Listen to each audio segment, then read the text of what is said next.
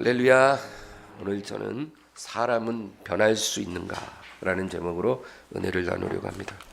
오늘 우리가 읽은 본문 3절에서 5절 말씀을 다시 읽겠습니다.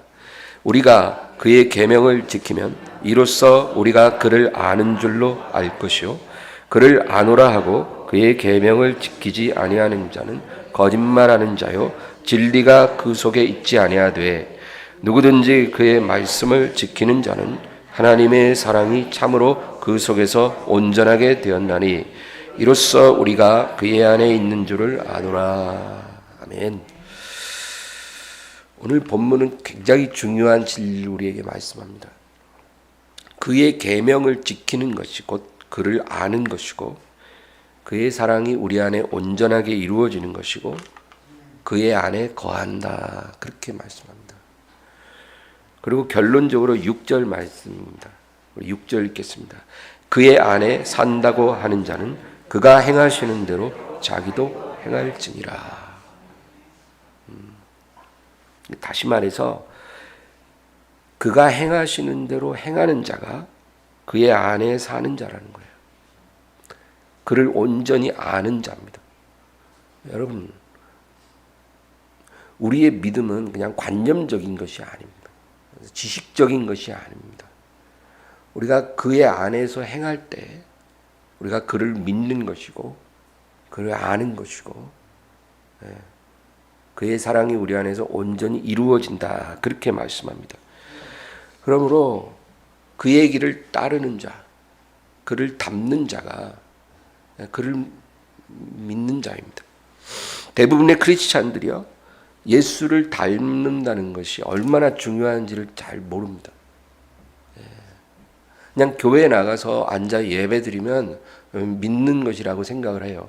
그러나 여러분, 그거는 그냥 우리 몸이 그 자리에 있는 거예요. 그것은 하나의 하드웨어입니다. 그 안에 알맹이, 내용이 있어야 되는 거예요. 하나님은 영이시니 예배하는 자는 영으로 진리로 예배할지니라. 그러니까 우리가 영이신 하나님을 상대하려면 우리가 영으로 하나님 앞에 나아가야 되는 거죠. 그래서 예수를 닮고 그를 따르는 것이 진정으로 그를 아는 것이고 그를 믿는 것이다라는 것이 오늘 본문의 요지입니다. 특별히 우리에게 중요한 경각심을 주는 것은 장차 주님의 날에 우리가 주님 앞에 설 때 우리 직분이 우리를 증명해 줄 수 없다는 거죠. 여러분 그거 분명하게 알아야 돼요. 우리가 이 세상에서 뭐 목사일 수도 있고, 그렇죠? 또 전도사일 수도 있고, 선교사일 수도 있고, 또 장로, 권사, 집사일 수 있어요. 그러나 우리가 주님 앞에 딱 서면 그런 직분들은 그냥 새털 무게만큼도 무게가 없어요. 전혀 고려 대상이 아닙니다. 우리 직분이 하나님 앞에 우리를 증명할 수 없다라는 거예요. 그 다음에 우리가 주를 위해 이 땅에서 행한 많은 사역들이 나를 증명해 주지 못한다는 거예요. 내가 교회에서 얼마나 많은 일을 했든지 간에 그 내가 한 일이 나를 증명해 주지 못해요. 그렇다고 그게 무의미하다는 게 아니에요.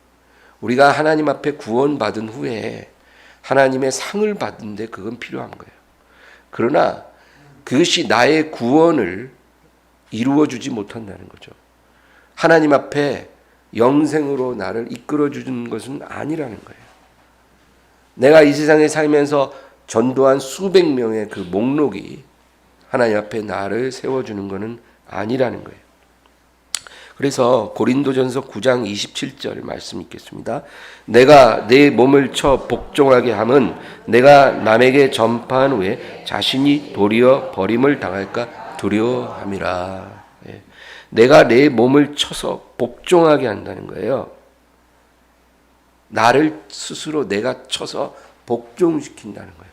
본성대로 살지 않고 복종시켜서 그것이 무슨 말일까요? 예수님을 닮도록 복종시키는 거예요.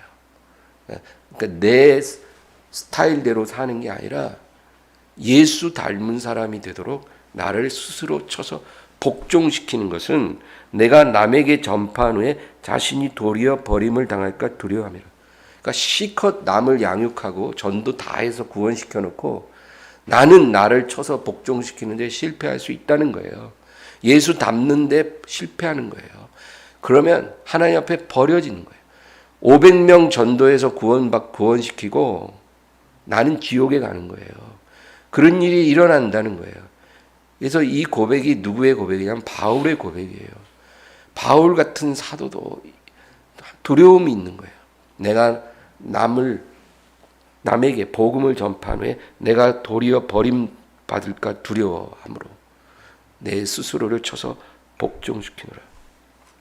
일평생 강대상에서 설교하고 지옥 갈 수 있어요, 여러분. 저 앞에서 설교하는 목사님은 저렇게 훌륭하시니까 당연히 천국 가리라. 그렇지 않다는 거예요. 평생 목회하고 설교하고 지옥 갈 수 있어요. 평생 부흥에 인도하면서 부흥사들 내가 5,000회 부흥에 인도했다.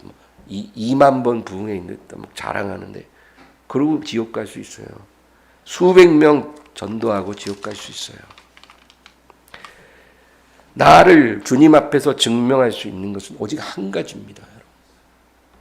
내가 이 세상에서 주님을 사랑했는가요? 그것만을 주님이 물으십니다.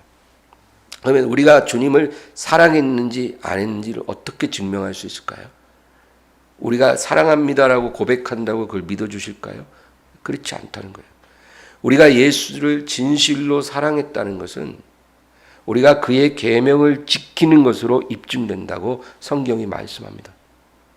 우리가 그의 계명을 지키면 이로써 그가 나를 사랑하는 줄로 내가 인정하리라. 요한복음 14장 21절 읽겠습니다.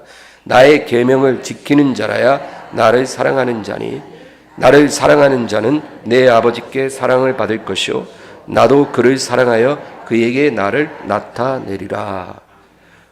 명확합니다. 이렇게 주님이 말씀하시는데도 우리가 진리를 외면하면 안 돼요. 우리가 마지막 날에 하나님 앞에 섰을 때 하나님 딱 한 가지만 물으시는 거예요. 네가 나를 사랑했느냐? 이 땅에서 너는 사는 동안 나를 사랑했느냐? 우리가 아무리 거짓말을 하려고 하나님 앞에서는 그게 통하질 않아요. 우리가 하나님 앞에 딱 서면요, 거짓말이 나올 수가 없어요. 여러분, 우리가 사람 앞에서는 표현이 거짓말 잘하죠. 하나님 앞에 서면 거짓말 안 나와요, 절대. 하나님이 이미 물으실 때 답을 몰라서 물으시는 건 아니거든요. 우리가 입술로 아무리 말한다고 하나님이 그 말을 믿지는 않는다는 거죠. 우리의 행위입니다. 우리의 행위. 우리가 그의 계명을 지켰는가? 그것이 주님을 사랑하는 것에 대한 증거예요. 그래서 여러분 베드로에게 주님께서 시몬의 아들, 요한의 아들 시몬아, 네가 나를 사랑하느냐? 3번을 물었잖아요. 네가 나를 사랑하느냐? 근데 원래 베드로는요, 그가 예수님을 3번 부인하기 전에는요, 만약에 주님이 네가 나를 정말 사랑하느냐 물으면 그 말이 끝나기도 전에 내가 주님을 죽도록 사랑하나이다. 목숨 바쳐 사랑하나이다. 이렇게 대답을 했을 사람이에요, 베드로는. 그런데 그가 예수님을 3번 부인하고 나니까 그렇게 대답할 수가 없는 거예요.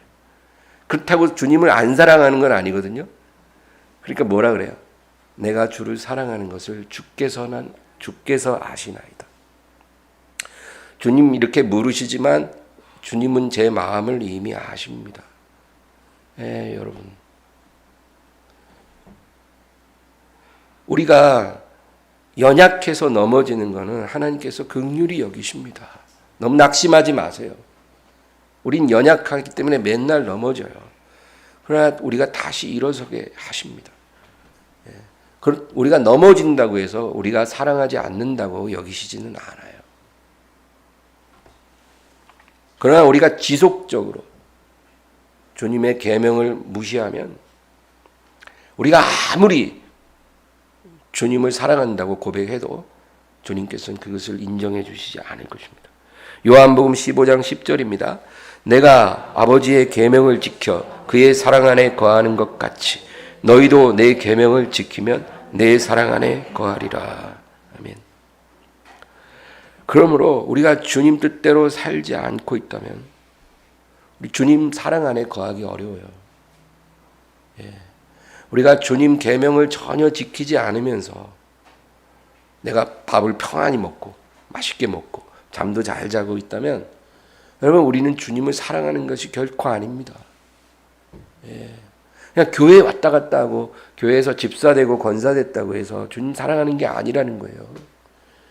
오늘날 너무나 많은 크리스찬들이 주님의 계명을 무시해요. 알면서도 들었으면서도 무시합니다. 그리고 그냥 교회 다니는 걸로 자기 믿음을 증명하려고 해요. 그러나 그런 믿음을 주님은 인정해 주시지 않는다는 거예요. 요한일서 3장 9절입니다. 하나님께로부터 난 자마다 죄를 짓지 아니하나니 이는 하나님의 씨가 그의 속에 거함이요 그도 범죄하지 못하는 것은 하나님께로부터 났음이라. 하나님께로부터 난 자라는 것은 거듭난 사람을 말합니다. 영적으로 거듭난 사람이에요. 하나님께로부터 난 자는 죄를 짓지 아니하나니, 그러니까 죄를 짓지 않을 수 있다 그 말이에요. 저절로 죄를 안 짓게 된다는 게 아니라 우리가 죄를 짓지 않을 수 있다는 거예요. 사람들은 우리가 연약하기 때문에 100% 죄를 지을 수밖에 없다는 말을 해요. 그렇지 않아요. 그거는 거듭나지 않은 사람의 얘기예요. 우리가 영적으로 거듭나면요, 죄를 짓지 않을 수 있어요. 물론 연약해서 죄를 짓기도 하지만 죄를 짓지 않을 수 있다 그 말이에요. 이는 하나님의 씨가 그의 속에 거함이요. 그렇게 말씀합니다. 하나님의 씨가 그의 속에 있기 때문이라는 거예요. 여기서 씨라는 거는 헬라어로 스페르마예요. 헬라어로 스페르마라는 단어인데, 여러분 남성의 정자가 영어로 스펌이에요. 그래서 이 스펌이라는 단어가 헬라어 스페르마에서 파생된 말이에요. 그러니까 여기서 하나님의 씨라는 거는 하나님의 DNA를 말하는 거예요. 그래서 어떤 번역에는 하나님의 DNA가 그의 속에 거하기 때문에 그는 범죄하지 않는다는 거예요. 우리가 육적으로 살 때는요, 그 자체가 죄예요.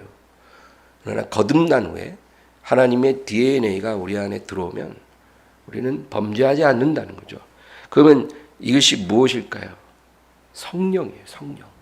하나님이 믿는 자에게 주신 성령이 바로 하나님의 DNA예요. 그 하나님의 씨가 우리 안에 임했기 때문에 우리는 죄를 이길 수 있다라는 거예요. 할렐루야. 그러므로 하나님의 씨가, 하나님의 성령이 내 안에 거하는데도 불구하고 죄를 계속 짓는 자들은 그 뭐예요? 죄를 안 지을 수 있는데 죄를 계속 짓는다는 것은 성령을 지속적으로 거역한다는 거예요. 그 사람이. 그러니까 이런 사람을 하나님은 결코 저가 나를 사랑한다고 여기시지 않을 거라는 거죠. 그럼 어떻게 돼요? 구원 못 받은 거예요. 구원을 잃어버리는 거예요. 그러므로 우리가 예수 믿고 거듭나서 하나님의 씨가 우리 안에 거하는데도 지속적으로 하나님의 계명을 무시하면, 여러분, 우리는 하나님을 사랑하는 것이 아니에요. 아무리 아름다운 말을 해도 소용없어요. 하나님 인정하지 않아요. 그 사람은 구원을 못 받습니다. 그래서 예수님이 마태복음 7장 20절에 이와 같이 말씀합니다. 이러므로 그들의 열매로 그들을 알리라. 그들의 열매로 그들을 알리라. 이 그들이 누구를 말하냐면 믿지 않는 바깥 사람들이 아니라 믿는다고 말하는 교회 안에 있는 사람들이에요. 그런데 그들의 열매로 나는 그들을 판단하겠다는 거죠. 그들의 말이 아니고 열매로 그들을 판단하겠다. 여러분, 열매가 뭐예요? 열매라는 것은 어떤 나무의 최종적인 결과물이에요. 예. 하나님의 씨가 땅에 떨어져요. 하나님의 DNA가 우리에게 임합니다. 성령이 우리에게 들어오시는 거예요. 그게 하나님의 씨예요. 그러면 씨가 딱 땅에 밭에 떨어지면 이제 거기서부터 뿌리가 내려가고 싹이 올라갑니다. 줄기가 자라죠. 예. 아래로는 뿌리가 내려가고 위로는 줄기가 자라는 거예요. 그러면 이때는 하나님께서 우리를 판단하시지 않겠다는 거예요. 아직 열매가 안 보이거든. 그러니까 씨가 떨어져서 뿌리 내려가고 줄기 올라갈 때는 우리에 대해서 하나님이 판단을 유보하시는 거예요. 이때는 하나님이 우리를 기다려 주시는 시간이에요. 하나님께서 우리를 부르시고 성령을 주신 다음에 바로 다음 달에 열매 어디 있어? 이르지 않는다는 거예요. 예. 자랄 때까지 하나님 기다려 주시는 시간이 있어요. 그리고 어느 정도 나무가 자라면 이제 꽃이 피겠죠. 여러분, 이 꽃이 핀다는 것은 신앙의 허니문입니다. 꽃은 아름다워요. 아름답지 않은 꽃 봤습니까? 어떤 나무라도 꽃은 아름다워요. 그래서 꽃이 피고 아름답게 또 향기가 확 날 때는요, 우리 신앙의 허니문이에요. 우리가 예수님과 허니문을 하는 기간이에요. 예, 결혼하는 부부가 신혼여행 때 어지간하면 안 싸우잖아요. 예, 신혼 때는 달콤하잖아요. 마치 우리가 예수님과 결혼해서 영적으로 결혼해서 이제 허니문을 하는 시간이에요. 그때는 기도하면 응답도 잘 돼요. 달라면 다 주셔요. 그리고 찬양 드리면 그렇게 막 눈물이 나고 막 그렇게 은혜가 아주 잘 임해요. 예. 영적 허니문이에요. 꽃이 필 때입니다. 근데 이때도 우리 하나님께서는 우리를 판단하지 않는 거예요. 여러분, 기도하면 응답 다 되고 예배 드릴 때마다 막 은혜가 부어지는데 누가 하나님을 사랑하지 않겠어요? 근데 이건 진짜가 아니라는 거예요. 이건 꽃이 핀 거예요. 하나님 기다리십니다. 그리고 그 꽃이 진 자리에 열매가 맺힙니다. 그때 내가 그들을 판단하겠다. 예, 그거예요. 허니문이 끝나면요, 이제 현실의 고난이 다가옵니다. 그래서 부부도 갈등이 생길 수 있고요. 그렇죠? 여러 가지 어려움이 있을 수 있어요. 그런 고난 중에서 우리가 하나님의 계명을 지키는지 지키지 않는지 그걸 보시고 우리를 판단하겠다는 거예요. 다 형통할 때 판단하는 게 아니라 고난이 왔을 때 우리가 그의 계명을 지키는지 지키지 않는지 그걸 보고 그것을 나는 열매로 간주하고 너희를 판단하겠다는 거예요. 여러분, 성경은요, 열매에 관한 이야기로 가득합니다. 그래서 달란트 비유, 문화 비유가 다 뭐예요? 어떤 주인이 종들에게 달란트를 맡기고 문화를 맡기고 먼 여행을 떠났어요. 그리고 한참 후에 돌아와서 종들을 불러서 열매 가져가라. 얼마 남겼는지 보여주라. 그거거든요. 오랜 시간이 지난 후에 다시 돌아오셔서 종들에게 열매를 요구하는 이야기예요. 왜 이 비유를 하셨겠어요? 우리 주님께서 다시 오시는 거예요. 반드시 다시 오십니다. 100%예요. 곧 다가와요. 우리가 주님 앞에 서게 될 거예요. 그때 우리가 보여드릴 수 있는 것은 열매밖에 없어요. 열매. 주님이 요구하는 열매예요. 그러니까 우리는 그 열매가 뭔지 알아야 되고 그걸 맺어야 해요. 열매 없으면 그냥 저 구석에 가 있어가 아니라 바깥 어두운 데 쫓겨나 슬피 울며 이를 간다는 거예요. 그거는 뭐예요? 지옥으로 떨어지는 거예요. 그러니까 아주 중요한 문제예요, 여러분. 내 운명이 걸린 문제예요. 여러분, 돈 1,000만 원, 2,000만 원 버는 것보다 훨씬 중요한 문제예요, 이게. 누가복음 13장 6절에서 9절까지 우리 다 같이 읽겠습니다. 이에 비유로 말씀하시되 한 사람이 포도원에 무화과 나무를 심은 것이 있더니 와서 그 열매를 구하였으나 얻지 못한지라. 포도원 지기에게 이르되 내가 3년을 와서 이 무화과 나무에서 열매를 구하되 얻지 못하니 찍어버리라. 어찌 땅만 버리게 하겠느냐. 대답하여 이르되 주인이여 금년에도 그대로 두소서. 내가 두릅하고 거름을 줄이니 이후에 만일 열매가 열면 좋거니와 그렇지 않으면 찍어버리소서 하였다 하시니라. 아멘. 여기 예수님이 중요한 비유를 하시는데요. 한 포도원 주인이 이제 포도원에다가 무화과 나무를 심었다는 거예요. 그리고는 포도원 지기에게 잘 가꾸라고 맡기고 떠났어요. 그리고 나서 3년이 지났어요. 3년. 여러분, 이 3년이라는 기간, 예수님이 말씀하신 게 아주 중요한 의미가 있는 거예요. 왜냐하면 3년이라는 시간은 하나님의 씨가 뿌려지고 나서 첫 수확을 기대할 수 있는 최소한의 기간이에요. 그러니까 우리가 교회를 최소한 3년을 다녔으면 하나님 앞에, 주님 앞에 열매를 맺을 수 있어야 돼요. 첫 열매를. 그 이후도 계속 맺어야 되지만 첫 열매, 초실절이라는 절기가 바로 그거죠. 예수님은 부활의 첫 열매가 되셨다. 그래서 우리가 3년을 믿음 생활했으면 첫 열매를 보여드릴 수 있어야 되는 거예요. 제가요 매일 기도하는 게 뭔지 아세요? 하나님, 우리 엠마오 교회 30명 오시는데 그분들이 다른 교회에서 얼마나 신앙생활을 오래 했느냐 그거 상관없이 우리 엠마오에 와서 3년이 지나면 정말 주님 앞에 주님이 기뻐하는 열매를 맺는 사람 되게 해주세요. 그 기도하거든요. 이제는 시간이 별로 없어요. 하나님이 또 다른 기회를 주실 거라고 생각하지 마세요. 그래서 여러분, 최소한 3년 동안 믿음 생활 했으면 내가 열매가 있어야 한다는 생각을 꼭 갖고 주님 앞에 나아가기를 바랍니다. 그래서 이 포도원 지기가 3년을 열심히 물을 주고 거름을 주고 가지를 쳤어요. 근데 열매가 신통치가 않은 거예요.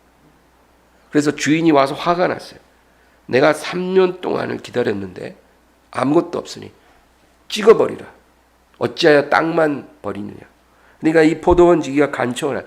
주인이시여, 1년만 더 기다려주소서. 내가 1년 동안 한 번 더 해보겠습니다.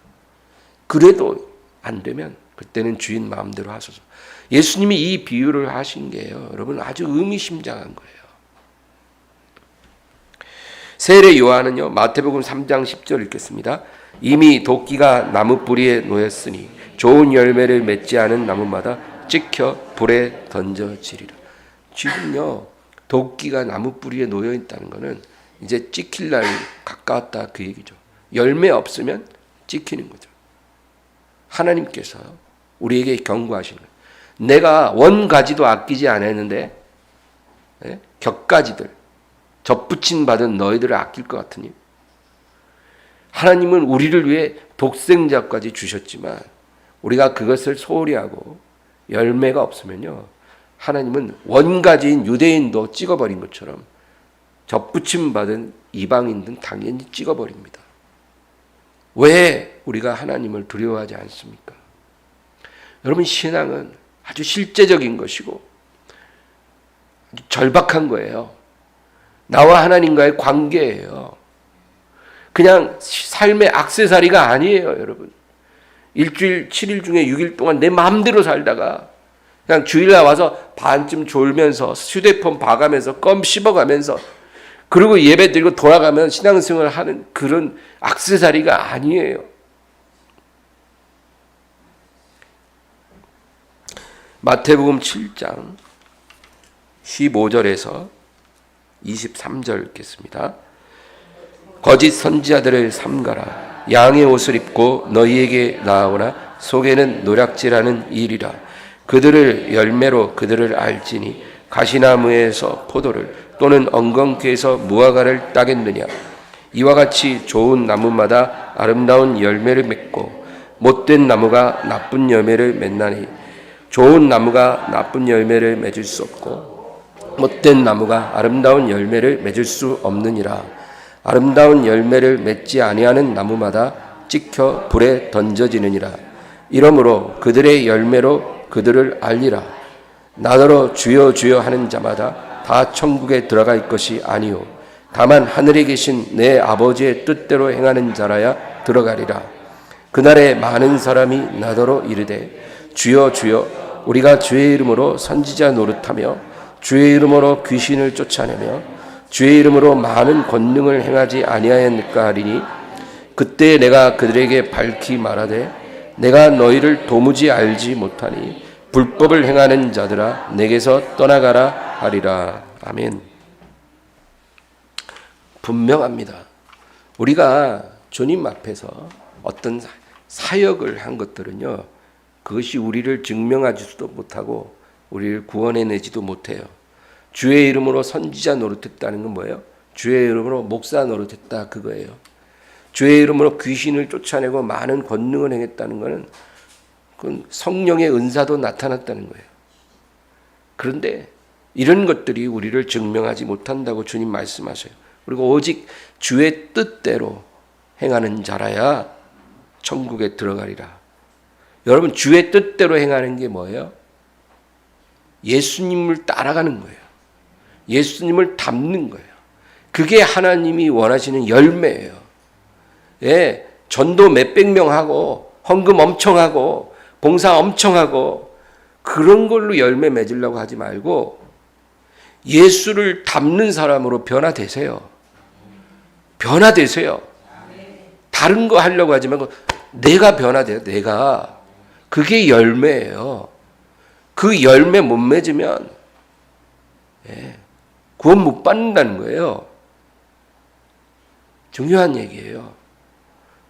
누가 그냥 아무렇게나 살면서 교회만 왔다 갔다 하고 신앙 고백하면 구원 받는다 그럽니까? 여러분, 그거는 진리가 아니에요. 믿음으로 은혜로 구원 받는다는 것은 그런 의미가 아닌 거예요. 그러므로 우리가 예수를 닮는 게 하루아침에 탁 되는 게 아니죠. 평생 이루어지는 과정이기 때문에 실패해도 중단하지 마세요. 낙심하지 마세요. 수백 번 실패해도 괜찮아요. 중단하지 말고 낙심하지 말고 계속 주님만 바라보고 넘어지면 일어나서 또 걸으세요. 그러면 하나님이 여러분을 지켜주실 겁니다. 예수님이 이 세상에 오신 이유는 우리 죄를 씻기 위해서일 뿐만 아니라 우리가 죄를 다시는 범하지 않도록 하려고 오신 거예요. 그게 열매입니다. 다시는 죄를 범하지 않는 것, 다시는 옛사람으로 돌아가지 않는 것, 다시는 예전같이 살지 않는 것, 이것이 예수님이 우리를 위해 십자가에 죽으신 목적이에요. 근데 우리가 그렇게 그걸 깨닫고 거기에 맞게 살고 있나요? 로마서 6장 6절 읽겠습니다. 우리가 알거니와 우리의 옛사람이 예수와 함께 십자가에 못 박힌 것은 죄의 몸이 죽어 다시는 우리가 죄에게 종노릇하지 아니하려 함이니. 고린도후서 5장 15절입니다. 그가 모든 사람을 대신하여 죽으심은 살아있는 자들로 하여금 다시는 그들 자신을 위하여 살지 않고 오직 그들을 대신하여 죽었다가 다시 살아나신 이를 위하여 살게 하려 함이라. 갈라디아 5장 1절입니다. 그리스도께서 우리를 자유롭게 하려고 자유를 주셨으니 그러므로 굳건하게 서서 다시는 종의 멍에를 매지 말라. 우리가 이 세 구절을 계속 읽었는데 이 세 구절의 공통점이 뭐냐면 다 동일하게 한 단어가 나와요. 다시는이에요. 다시는. Never again. 다시는 죄에게 종노릇하지 말라는 거예요. 다시는 종의 멍에를 매지 말라는 거예요. 다시는 너 자신을 위해 살지 말고 너를 위해 죽었다가 다시 사신 그분을 위해서 살라는 거예요. 예, 이것이 주님이 우리를 위해 십자가에 죽으신 목적이에요. 근데 많은 사람이 교회 나와서 예배 드리지만 예전의 모습으로 그냥 살아요.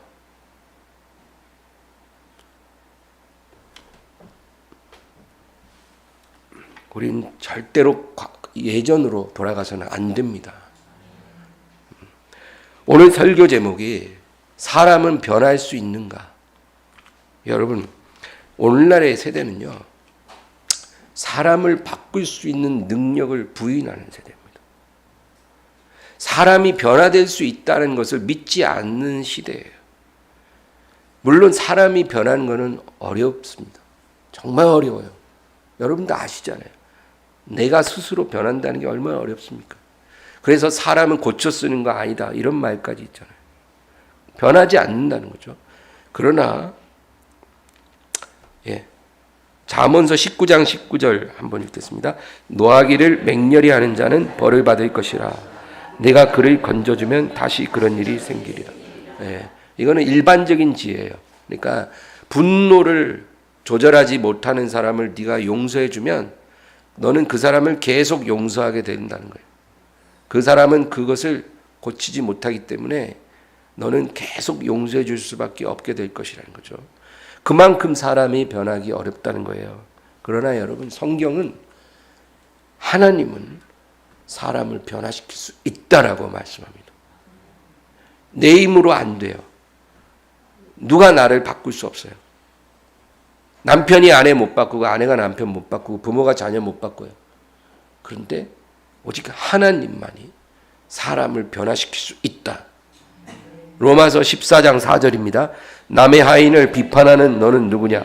그가 서 있는 것이나 넘어지는 것이 자기 주인에게 있음에 그가 세움을 받으리니 이는 그를 세우시는 권능이 주께 있음이라. 이는 그를 세우시는 권능이 주께 있음이라. 이게 무슨 말이냐면요, 변하지 않는 사람을 변화시키는 권능이 주님께 있다, 그 말이에요. 네. 하나님은 하실 수 있다, 그 말이에요. 하나님은 불가능이 없어요. 하나님이 하실 수 없는 게 있죠. 뭘까요? 하나님은 거짓말을 못하죠. 하나님은 약속을 어기는 걸 못하고, 하나님은 불의한 일을 못하고, 하나님은 진실로 회개하는 자를 버리실 수가 없는 거예요. 그래서 구원을 못 받는 사람들은요, 회개를 못하는 거예요. 회개가 안 되기 때문에 지옥에 가는 거예요. 회개가 안 되는 게 저주 중에 저주예요. 아하방 같은 사람도 회개하니까 하나님이 재앙을 미루셨어요.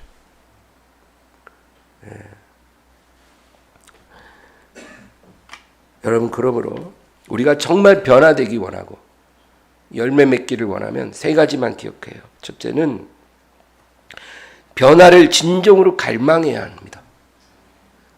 일단 내가 하나님 자유의지를 주셨기 때문에 변화되기를 간절히 원해야 돼요. 사람들이 변화되지 않는 이유는 변화되기를 원치 않기 때문이에요. 제가 보면 변화되는 걸 원하지를 않아요. 그럼 어떻게 변화가 됩니까? 그러므로 우리가 변화받고 열매 맺고 싶다면 내가 그러기를 원해야 되는 거예요. 그러면 어떻게 해요? 내 문제에 대해서 직면하는 용기가 필요해요. 사람들은요, 대부분 다 똑같아요. 누구나 본성적으로 자기 눈에 있는 들보를 보려고 안 해요. 자기 문제를 직시하려고 안 해요. 그리고 다 합리화해요. 누구 때문에, 어떤 상황 때문에 이렇게 됐다라는 거예요. 그리고 정직하게 자기 문제를 보려고 안 해요. 근데 남의 눈에 있는 티는 정말 잘 봐요. 아주 냉철하게 봐요. 그게 저와 여러분의 본성이에요. 본성. 나는 아니라고 생각하지 마세요. 우리 다 똑같아요. 그러나 그러면 안 된다는 거예요. 남의 눈에 티 보려고 하지 말고 내 눈에 있는 들보를 정직하게 직면할 수 있어야 돼요. 그래야 변화가 필요하다는 걸 우리가 깨닫는 거죠. 변화돼야 될 건 나구나. 우리 아들이 아니고 우리 딸이 아니고 우리 남편이 아니고 아내가 아니고 부모가 아니고 형제가 아니고 변화돼야 될 건 나구나. 그걸 깨닫는 게 첫 번째로 중요합니다. 두 번째는 지속적으로 회개해야 해요. 한 번 하고 끝나는 회개는 안 된다는 거예요. 여러분, 우리가 자꾸 실수와 죄를 반복하니까 회개를 자꾸 반복하잖아요. 그러니까 이제 실망스러우니까 회개를 이제 안 해버려요. 왜? 술을 마시는 사람이 이제 내가 술은 이제 끊어야 되겠다 결심했어요. 근데 그 결심이 오래 못 가고 또 마시고 또 마시고 담배 마찬가지. 근데 처음에는 하나님 잘못했어요. 회개했는데 이거 한두 번이어야지. 수십 번 수백 번 계속되니까 아이고 이제 회개도 못하겠다. 벼룩도 낯짝이 있지. 똑같이 회개하면 뭐하나. 고쳐지지도 않는데. 그리고 이제 회개 안 해버려요. 그러면 안 된다는 거예요. 여러분, 수십 번 수백 번 회개를 지속적으로 하세요. 하나님은 그걸 원하지 벼룩도 낯짝 있다고 회개 안 하고 이런 거 원하지 않아요. 여러분, 잘못을 100번 했으면 100번 회개하고 500번 했으면 500번 회개하며 지속적으로 회개하는 거예요. 그것도 믿음이 있어야 해요. 변화시키는 능력이 나에게 있지 않고 하나님께 있다는 걸 믿기 때문에 우리가 회개를 계속하는 거예요. 하나님 도와주십니다. 여러분, 도와주십니다. 안 될 것 같죠? 됩니다. 마약 못 끊을 것 같죠? 끊어져요. 중독에서 못 나올 것 같죠? 나옵니다. 성격 안 변할 것 같죠? 변합니다. 안 되는 게 어디 있어요? 내 힘으로는 안 되지만 하나님은 다 하셔요. 그러니까 회개를 중단하지 말라는 거예요. 세 번째, 마지막으로 예수 안에 지속적으로 거하는 것이 지속적으로 죄를 이기는 유일한 길이에요. 오늘 제가 말하는 결론이 이거예요. 변화되고 싶다면, 열매 맺고 싶다면 여러분, 예수 안에 지속적으로 거하면 돼요. 다른 게 필요 없어요. 무슨 학교에 들어가서 배울 것도 없고 특별한 비결이 필요한 거 아니에요. 예수 안에 계속 거하면 우리는 지속적으로 죄를 이길 수 있어요. 변화될 수 있어요. 열매 맺어집니다. 다른 게 없어요. 예수 안에 머물면 열매가 저절로 맺혀요. 가지가 나무에 붙어 있으면 그냥 저절로 열매를 맺어요, 여러분. 그게 영적 원리예요. 요한복음 15장 4절입니다. 내 안에 거하라. 나도 너희 안에 거하리라. 가지가 포도나무에 붙어 있지 아니하면 스스로 열매를 맺을 수 없음 같이 너희도 내 안에 있지 아니하면 그러하리라. 예수님이 요구하는 게 내게 붙어 있으라는 거예요. 내 안에 거하면 저절로 열매를 맺는데 내 안에 거하지 않으면 너희는 절대로 열매를 못 맺을 거라는 거예요. 아무리 용쓰고 애쓰고 해도 안 된다는 거예요. 그러나 내 안에만 거하면 안 되는 게 다 된다는 거예요. 한번 해보세요. 한번 해보라고요. 하나님 말씀은 진리예요. 됩니다. 변화됩니다. 죄를 이길 수 없을 것 같아도 죄를 이기는 삶이 사라집니다. 오늘날의 교회들은요, 이 죄를 이기는 능력을 믿지 않아요. 더 이상. 이게 문제예요.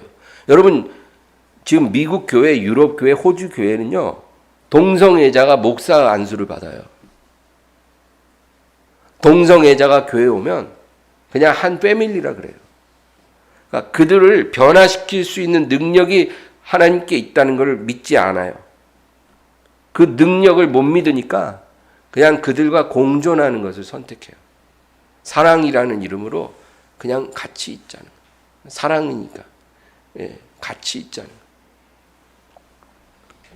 교회 안에 동성애자가 있고 음행하는 자, 도둑질하는 자, 불의하는 자가 있어도 그냥 묵인합니다. 모르는 척합니다. 그냥 암묵적으로 그를 용인합니다. 이렇게 되면 죄가 누룩처럼 번지는 거예요. 그리고 교회는 죽은 교회가 돼요. 죄인을 정죄하라는 게 아니에요. 어떤 죄인도 우리는 품을 수 있어요.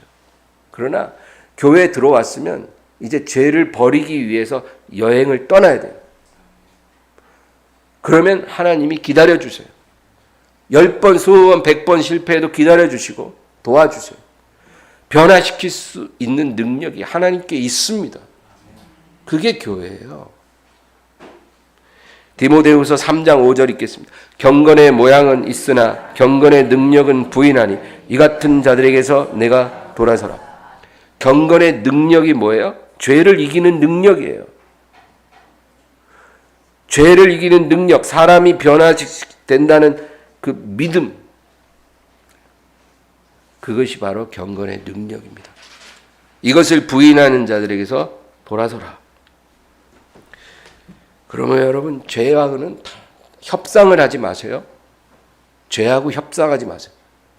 담배가 하나님 앞에 경건치 않다 그러면 아예 피질 말아야지 5개 피만 피겠습니다. 이런 식으로 협상하지 마세요.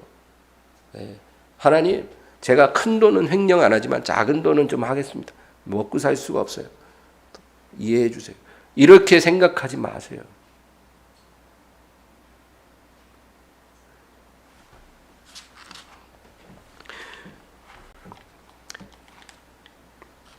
아무리 양심적인 사람도, 아무리 선한 사람도, 아무리 의지가 강한 사람도요, 자기 힘으로는 죄를 못 이겨요. 예수 안에 우리가 머물면 죄를 이길 수 있습니다. 이거를 여러분 은혜라고 해요. 이게 은혜예요. 내 힘으로는 절대 안 되는데 우리가 예수 안에 거하기만 하면 마치 예수님이 포근한 담요처럼 우리의 뻘거벗은 몸을 다 감싸주심으로 우리가 안전한 거예요. 예. 그게 은혜입니다. 죄를 씻는 것도 내 힘으로 안 되고 죄를 이기는 것도 스스로는 안 되는데 사람이 변화되는 것도 절대로 내 힘으로 안 되는데 예수님 안에 거할 때 그것이 다 되어질 때 이게 하나님의 은혜예요. 은혜. 우리가 은혜라고 말하는 거는 그런 거예요. 내 힘으로 안 되는데 주가 내 안에 내가 주 안에 거함으로 되어지더라는 거죠. 그게 은혜지. 죄를 짓고도 못 본 척 해주고 아유 괜찮아 해. 이게 은혜 아니에요, 여러분. 이런 식으로 은혜를 오해하면 큰일 나요. 고린도전서 15장 10절 읽겠습니다. 그러나 내가 나된 것은 하나님의 은혜로 된 것이니 내게 주신 그의 은혜가 헛되지 아니하여 내가 모든 사도보다 더 많이 수고하였으나 내가 한 것이 아니요 오직 나와 함께 하신 하나님의 은혜로라. 아멘. 내가 거듭난 후부터 지금까지 일평생 주님을 섬기며 살았는데 지금의 나를 나되게 한 것은 그건 내가 한 것이 아니라는 거예요. 내가 애써서 한 게 아니고 나와 함께 하신 주님의 은혜로라. 하나님의 은혜로라. 그렇게 고백합니다. 여러분, 우리가 이 고백을 다 할 수 있어야 돼요. 예전에 나의 모습 다 사라지고 완전히 새로워진 내 모습으로 내가 살 수 있는 것. 내가 죄를 더 이상 짓지 않고 죄를 이기는 사람이 될 수 있었던 것. 하나님이 원하는 열매를 풍성하게 맺어서 이렇게 큰 축복을 받을 수 있는 것은 내가 노력해서 내가 착해서 된 게 아닙니다. 나와 함께 하신 하나님의 은혜입니다. 예수님 안에 내가 있고 예수님이 내 안에 오셨으므로 그게 되었습니다. 진짜 저는 제가 한 게 아닙니다. 주님이 하신 것입니다. 우리가 이렇게 고백하고 하나님께 영광 돌리는 것. 여러분, 그것이 바로 은혜예요. 우리가 은혜의 사람이 되는 것입니다. 기억하십시오. 죄를 이기고 예수님 닮는 사람으로 변화되는 능력은 나에게 있지 않다는 것. 오직 나와 함께 하시는 예수 그리스도로만 가능하다는 거죠. 그러므로 우리는 매일매일 아침 저녁으로 십자가에 못 박이신 예수님을 바라보세요. 그것이 중요합니다. 그냥 고개만 숙이면 주여 뭐 좀 해결해 주세요가 아니라 여러분 고개 딱 숙이면 예수님을 바라보세요. 예수님으로부터 죄를 이기는 능력, 세상을 이기는 능력, 나를 변화시키는 능력이 흘러나오는 것을 믿으시기 바랍니다. 그래서 우리가 하나님 앞에 열매 맺는 사람이 되면 다른 거는 자동으로 다 해결이 돼요.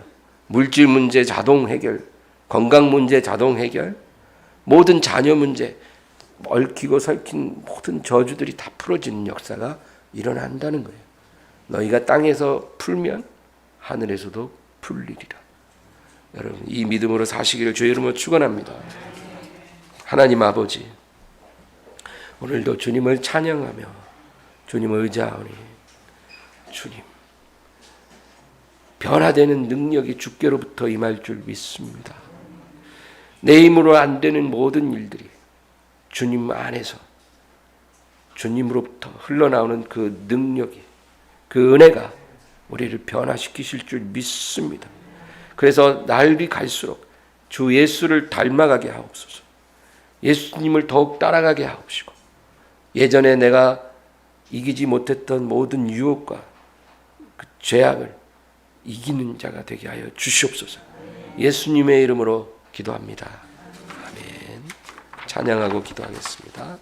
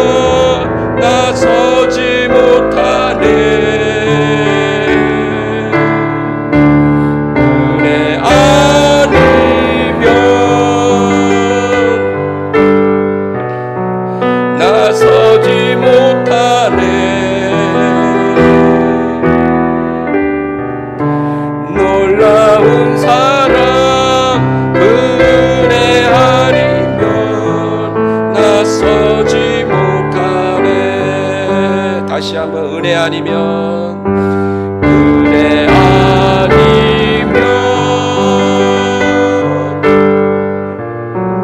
나서지 못하네. 십자가의 그 사랑 그 능력 아니면 나서지 못하네. 은혜 아니면